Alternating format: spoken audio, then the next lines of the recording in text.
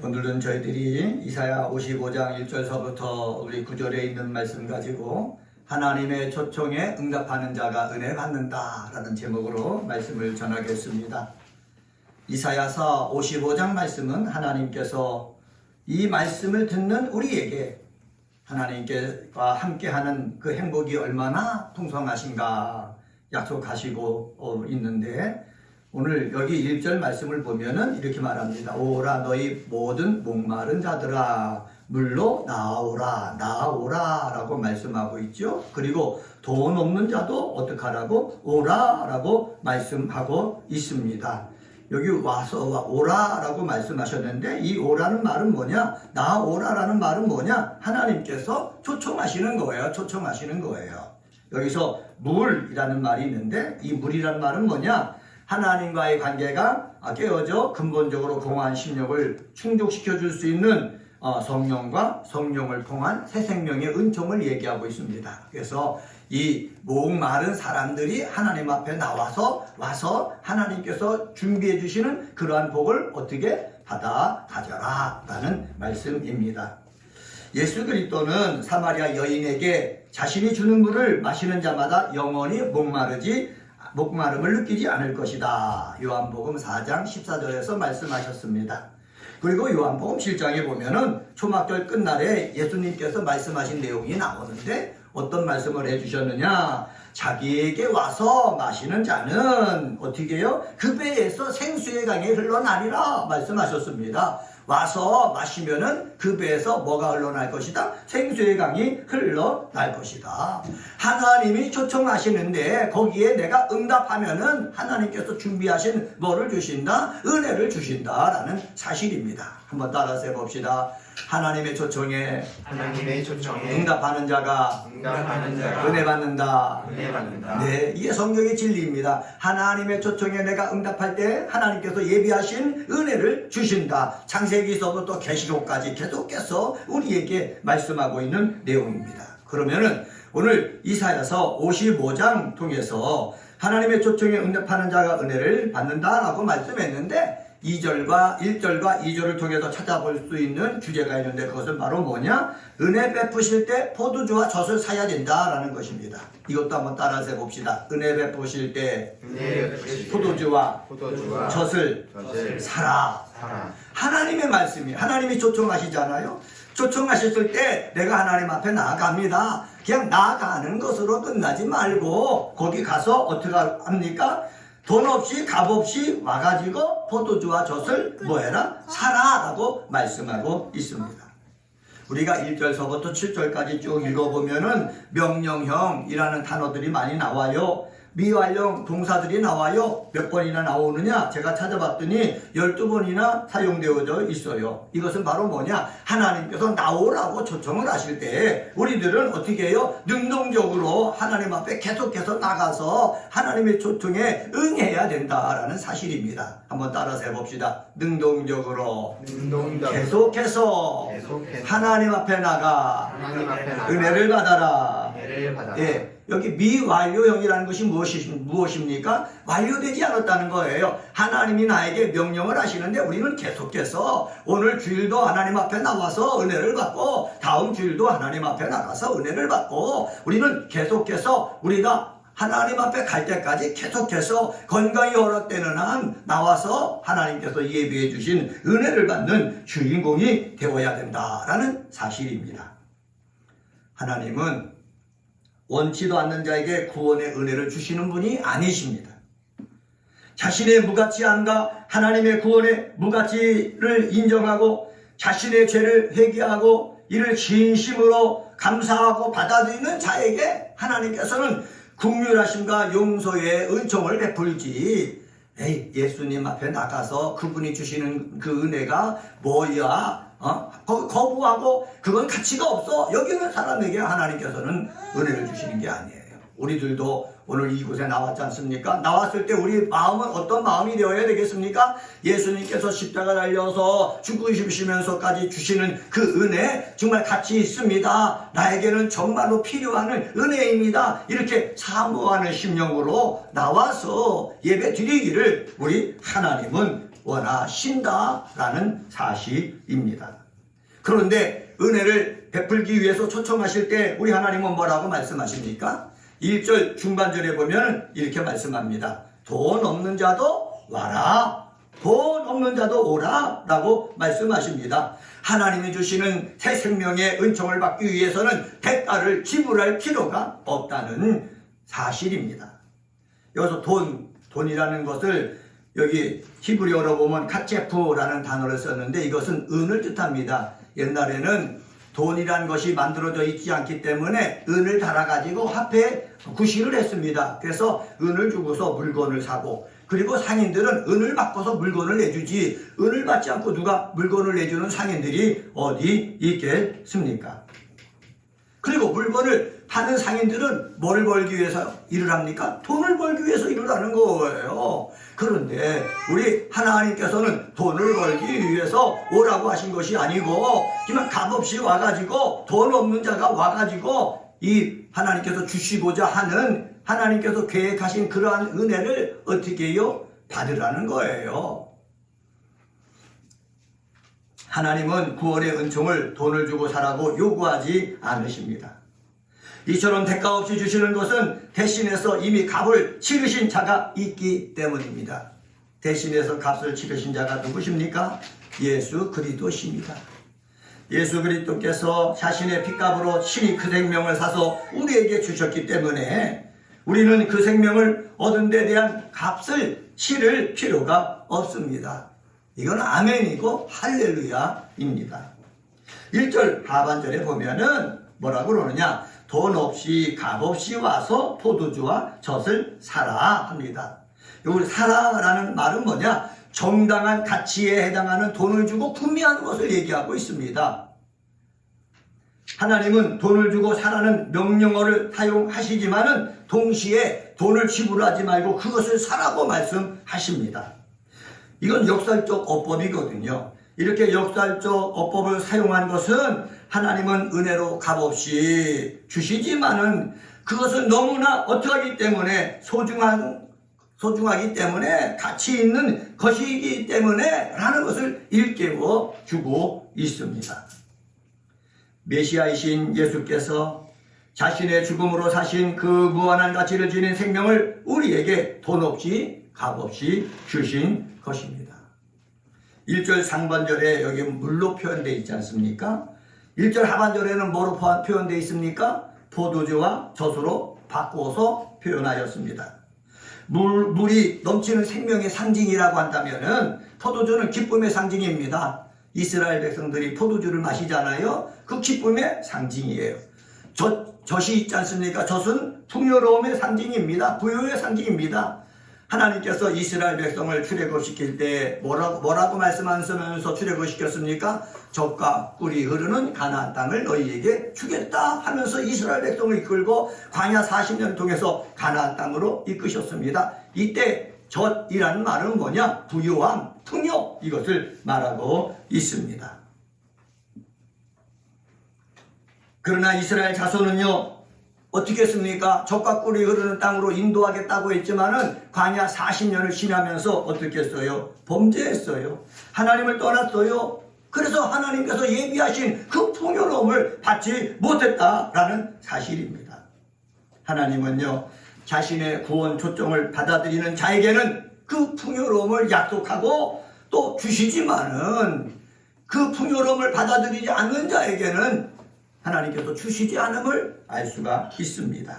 그래서 뭐라고 말씀하십니까? 포도주와 젖을 어떻게 하라고요? 사라라고 말씀하십니다. 사라에는 내 행위가 포함되어 있는 거예요. 내 마음이 포함되어 있는 거예요. 다시 말하면 오늘 우리가 예배드리러 나왔는데 내가 오늘 예배드리러 나와서 하나님의 말씀을 들으면서 하나님의 은혜를 내가 받겠습니다. 하나님이 말씀하시면은 그 말씀을 내가 듣겠습니다. 이러한 적극적인 자세를 가지고 임할 때에 하나님의 은혜가 누구에게 임한다? 나에게 임한다라는 사실입니다. 2절 하반절 말씀 보면은 하나님은 이렇게 말씀합니다. 너희가 내게 듣고 들을지어다. 내게 듣고 들을지어다. 그리하면 너희가 좋은 것을 먹을 것이며 너희들이 기름진 것으로 즐거움을 얻으리라 라고 말씀하고 있습니다. 듣고 들으라는 거예요. 여러분, 하나님의 말씀을 한 번 듣고 끝나는 게 아니지 않습니까? 하나님의 말씀을 한 번 읽고 끝나는 것이 아니지 않습니까? 우리가 매일마다 매일 성경 말씀을 묵상해서 보내드리는데 제가 벌써 이 나이 때까지 매일 성경 말씀을 계속해서 묵상했거든요. 벌써 몇십 번을 읽었는지 모릅니다. 계속해서 듣고 듣는 거예요. 내가 듣고 들을 때에 하나님께서 예비하신 그러한 포도주와 젖을 우리에게 뭐 해주신다?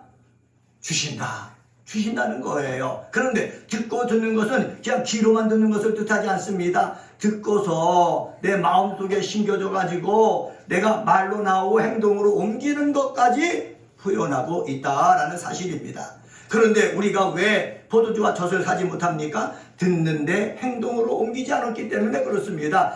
포도주와 젖을 좋은 줄 알고 있고 사야 되는 줄 아는데 내가 돈을 가지고 나가서 그것을 나의 것으로 만들지 않기 때문에 우리는 그러한 축복을 받아 누리지 못하고 있다라는 사실입니다. 은혜가 뽑히는 교회에서 우리 예배드리고 믿음 생활하는 우리 사랑하는 성도들은 하나님이 은혜를 베푸실 때 포도주와 젖을 사서 누구 것으로 만드는 사람? 내 것으로 만드는 귀한 그리스도인들 되시기를 예수님의 이름으로 간절히 축원합니다. 이렇게 포도주와 젖을 사는 자는 여기 성경에 보면 뭐라고 그랬습니까? 너희가 좋은 것을 먹을 것이며 라고 얘기하고 있습니다. 번역이 잘못됐어요. 번역이 잘못됐기 때문에 제가 주석가들이 번역한 것들을 소개 한번 해드리면은 그리하면 너희가 좋은 것을 먹을 것이면은 문자적으로 그리고 좋은 것을 먹으라라는 의미다 이렇게 얘기하고 있습니다. 하나님의 말씀을 내가 듣잖아요. 그거 들으면은요 내가 그 다음에 말하고 행동하는 것을 내가 좋은 것을 택해서 행한다라는 사실이에요. 내가 하나님의 말씀을 듣고 나쁜 것을 택하고 나쁘게 행하면은 하나님이 주시는 축복이 내게 오겠습니까? 오지 않는 거예요. 이스라엘 백성이 40일 동안 광야 생활에서 고통당했던 것과 똑같다는 사실입니다. 우리 은혜가 뽑히는 교회 그리스도인 여러분, 하나님의 말씀을 듣고 들으면서 내 삶 속에 내 말과 행동을 할 때 좋은 것을 택하여 행동할 때에 하나님이 주신 예비하신 축복이 누구 것이 된다? 내 것이 된다라는 사실 꼭 기억하시기를 주의 이름으로 간절히 축원합니다. 내 의미에서 좋은 것이 아니라 하나님 관점에서 볼 때 선한 것을 택하며 행동할 줄 아는 귀한 그리스도인들 되시기를 예수 이름으로 다시 한번 축원합니다. 두 번째로 3절과 5절을 통해서 찾아볼 수 있는데 그것은 바로 뭐냐? 은혜 베푸실 때에 영혼을 살리라 라는 것입니다. 한번 따라서 해보십시오. 은혜 베푸실 때에 나의 영혼을 살리자. 하나님이 은혜를 내게 베푸잖아요. 그때는 내 영혼을 어떻게 살아있게 해야 될 때라는 거예요. 이스라엘 백성들은 출애굽을 했습니다. 시내산에서 하나님과의 계약을 맺었어요. 그래서 하나님은 나는 너희 아내는 되겠다. 너는 내 백성이 되라. 계약을 맺었지 않습니까? 은혜를 베풀었을 때에 하나님이 계약을 맺어가지고 이스라엘 백성을 불기둥으로 구름기둥으로 인도하고 만나를 내려주시고 메추라기를 내려주셨을 때에 그들은 그것을 먹으면서 그들의 영혼을 살리는 일을 해야 됐다는 사실이에요. 그런데요, 광야 40년을 하면서 영혼을 살리는 일을 하기보다는 뭐 했습니까? 먹을 것에 눈이 멀은 거예요. 마실 것에 눈이 멀은 거예요. 고기에 눈이 멀은 거예요. 그러다 보니까 불평하고 불만하고 원망하고 그런 일을 했던 거예요. 우리들도 이러한 이스라엘 백성이 잘못했던 그 잘못을 따라가서는 안 된다는 사실입니다. 오늘도 우리가 예배드리러 나왔잖아요. 일어서서 하나님의 말씀을 교독하면서 받았잖아요. 이 하나님의 말씀을 받았을 때에 우리는 우리의 영혼이 살아있어야 된다는 사실이에요. 하나님 말씀을 받았음에도 불구하고 우리 영혼에 감동이 없으면 되겠습니까? 감동이 있어야 되는 거예요. 우리 찬양을 들었잖아요. 일어나라. 찬양을 들었을 때 우리는 마음속에 감동을 받고요. 우리 영이 살아있고 영이 충격을 받아가지고 꿈틀꿈틀해야 되는 거예요. 저는 소원합니다. 제 말씀에 정말로 예수님처럼 능력 있고 권세 있는 말씀은 아니지만은 늘 기도하고 있어요. 하나님, 저에게 말씀의 지식과 말씀의 지혜와 말씀의 능력을 주시옵소서, 말씀의 권세가 나타나게 하여 주시옵소서 기도하고 있어요. 그래서 말씀을 준비해가지고 선포할 때에 듣는 자의 영혼이 막 꿈틀꿈틀거리기를 저는 기대하고 있어요. 믿음이 생기기를 기도하고 있어요. 그리고 이 세상에 나가서 삶을 살 때에 소망이 받쳐주고 하나님이 나와 함께 하신다는 그 확신을 가지고 나가기를 원하면서 저는 기도하고 있어요. 저는 이렇게 이곳에 와서 예배드리고 말씀을 듣고 들을 때에 영원히 살게 되는 역사가 있게 되어지기를 주님의 이름으로 간절히 축원합니다. 여기 보면은 이 영원히 살리라 라고 말씀을 드렸는데, 이것은 하나님 앞에 나와서 그의 말씀, 귀를 기울여 갖고 그의 말씀에 들음으로 말미암아 생겨진 결과를 얘기하고 있어요. 제가 대학교 다닐 때에 우리 외갓집에서 우리 둘째 외삼촌이 콩나물 공장을 했어요. 두부 공장을 하고 제가 가서 아르바이트로, 요새 말로는 아르바이트라고 그러죠. 아르바이트를 한 적이 있는데 통에다가 콩을 씻어 갖고 불립니다. 그리고 거기다 놔요. 그리고 검은 비닐로 덮어놓습니다. 그리고 때가 되면은 가서 물을 주는 거예요. 물을 주는 거예요. 물 주고 또 오후에도 물 주고 다음 날에도 물 주고, 그럼 물을 주면은 물이 쑥쑥 빠지는 거예요. 물이 쑥쑥 빠지는데 저 콩이 잘 자랄까? 그런데 15일이 돼가지고 그 비닐을 열어보면은요, 이 콩이 콩나물이 돼서 판매할 수 있을 정도로 자라는 거예요. 여러분, 이거는 하나님께서 콩이 콩나물로 되게 하는 그런 자연적인 법칙입니다. 말씀도 마찬가지입니다. 우리가 말씀을 목사가 전하잖아요. 여러분들이 성경 말씀을 읽잖아요. 읽을 때 그냥 물이 빠져서 내려가는 것처럼 뭐 아무 의미가 없는 것처럼 느껴질 수가 있어요. 그런데 말씀을 듣고 또 듣고 말씀을 또 듣고 또 들으면은 그 말씀이 내 영에 남아있는 거예요. 묻어있는 거예요. 여러분 육체에 묻어있는 거예요. 그래서 묻어 있어서 나도 모르는 사이에 영이 살게 되고 믿음이 살게 되고 기도하는 마음이 생기게 되고, 그리고 영생이 온전해져서 나중에 죽어서 우리 예수를 붙잡고 어디 저 천국에 갈 수 있게 되는 것입니다. 이건 내가 하는 것이 아니라 누가 하는 거예요? 하나님이 하시는 거예요. 한번 따라서 해봅시다. 하나님이 나의 영혼을 살리십니다. 말씀을 듣고 들으면은 내가 살리는 것이 아니라 누가 살리신다고요? 하나님이 살리시는 거예요. 나는 오늘 말씀을 들었는데 잊어버렸어요. 생각이 안 나요. 그거는 내 의미지요. 그런데 말씀을 듣고 잊어버리고 생각이 안 나도 누가 영혼을 살리는 일을 하신다고요? 하나님이 하시는 거예요. 그래서 우리 김동자 권사님, 우리 김복환 집사님 나오셔서 연세 있는데도 나오셔서 말씀을 들을 때 생각나는 게 없어요. 머리 남는 것도 없어요. 그건 우리 생각이지요. 육체를 가진 생각이지요. 어린 생명들이 와서 말씀을 들을 때 뭐 알겠습니까? 이건 우리 생각이지요. 그러나 하나님의 일은 하나님이 하시고 있다는 사실을 꼭 기억하시기를 주님의 이름으로 간절히 축원합니다. 하나님께서 3절 하반절에 보면은 이렇게 말씀하셨습니다. 하나님께 나와 말씀을 듣는 자에게 내가 너희를 위하여 영원한 언약을 맺으리니 곧 다윗에게 허락한 확실한 은혜니라. 여기 보면은 이렇게 말씀을 듣고 듣는 자에게 하나님께서 영원한 언약을 맺는다고 그랬어요. 조건부 언약이 아니라 영원한 언약이에요. 시내산에서 하나님이 이스라엘 백성들과 맺을 때는 조건부 언약이었어요. 이스라엘 백성이 하나님의 말씀 따라 순종할 때는 내가 복을 주겠다라는 조건부 언약이었어요. 그런데 예수 그리스도께서 십자가에 달려 죽으시고 그 피를 우리에게 주실 때에 예수님을 통해서 주신 언약은 조건부 언약이 아니라 영원한 언약이에요. 예수님의 십자가를 통해서 주시는 언약은 영원한 언약이기 때문에 내가 죄를 지었고 악을 행해가지고 정말로 냄새가 나고 정말로 얼굴을 들고 서 있을 수는 없지만은 영원한 그 언약에 의해서 우리는 어떻게 해요? 깨끗하게 씻음 받는 거예요. 이것을 믿는 저와 여러분이 되시기를 다시 한번 예수님의 이름으로 부탁을 드립니다. 예배를 드리기 전에 우리 맨날 참회 기도를 하잖아요. 참회 기도하면은요, 맨날 이게 똑같은 죄를 저지르고 하나님 앞에 죄를 고백하며 참회하는데 뭐 내 죄가 용서됐나? 이건 우리 생각이지요. 그러나 하나님은요, 십자가에 달려 죽으신 예수 그리스도의 보혈로 영원하게 그 효력이 있게 해 주시겠다 약속해 주셨다라는 사실입니다. 이것을 믿을 때에 우리 영혼이 어떻게 된다? 살게 된다. 예수님 앞에 바리새인들이 가늠하다 잡힌 여인을 끌고 왔어요.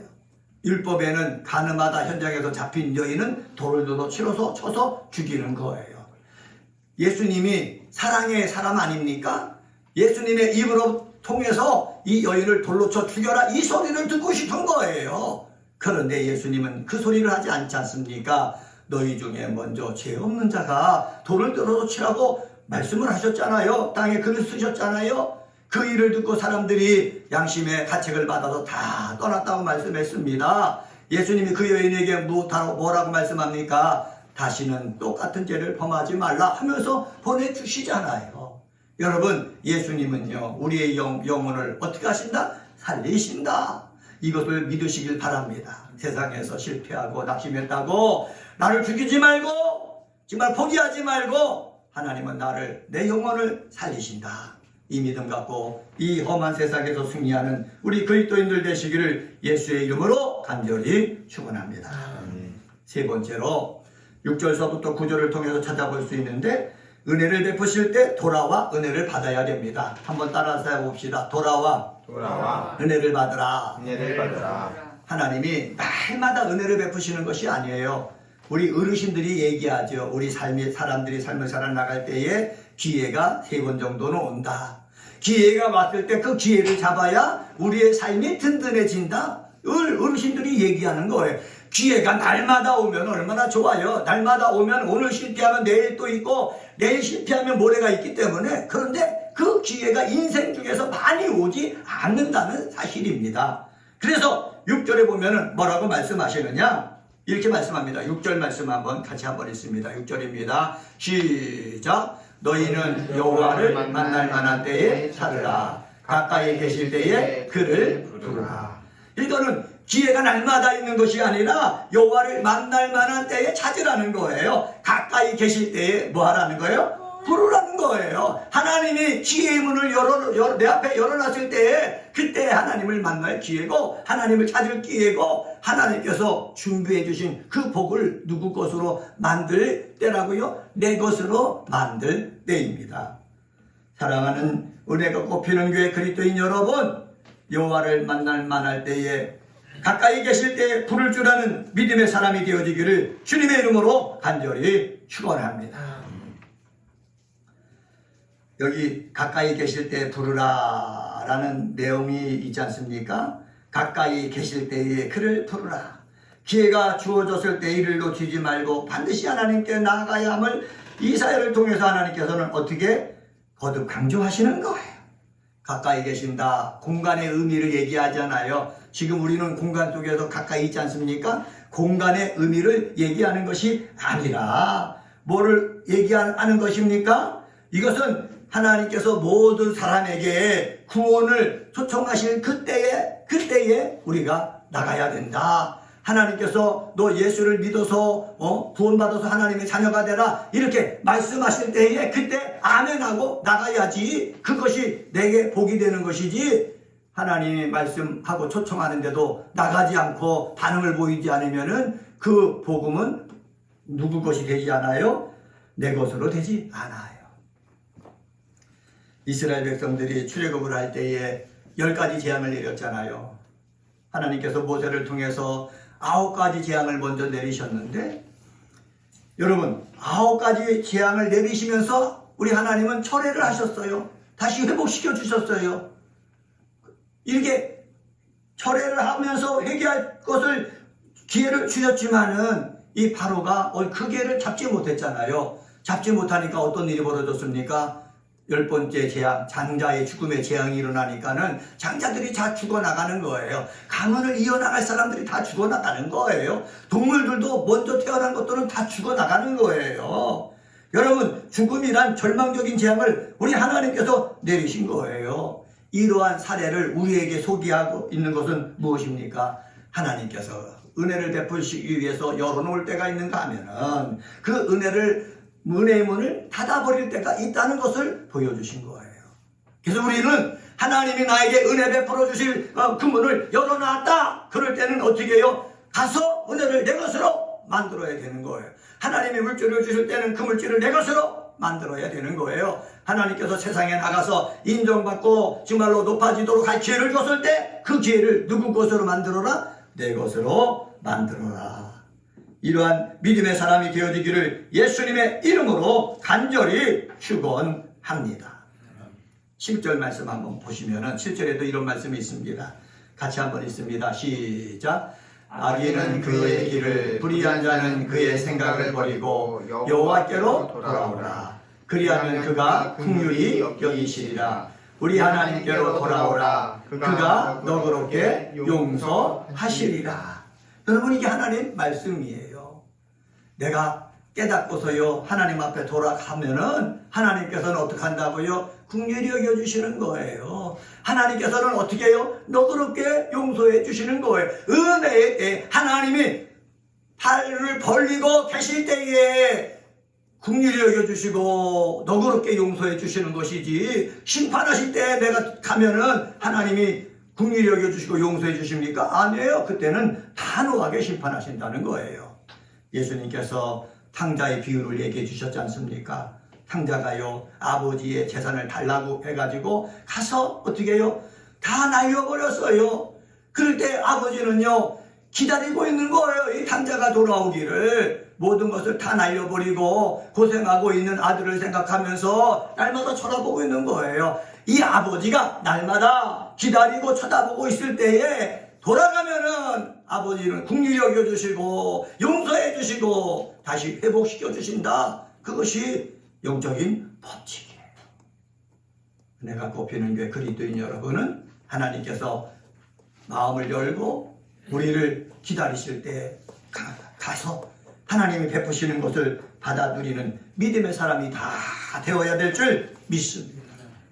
말씀을 정리합니다. 오늘은 이사야서 55장 1절서부터 9절에 있는 말씀 가지고 하나님의 초청에 응답하는 자가 은혜 받는다라는 제목으로 말씀을 전했습니다.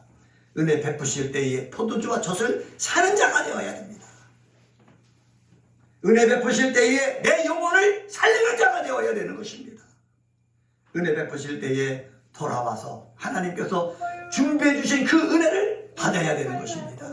이러한 귀한 영적인 그리스도인들이 되시기를 예수님의 이름으로 간절히 축원합니다. 기도하시겠습니다.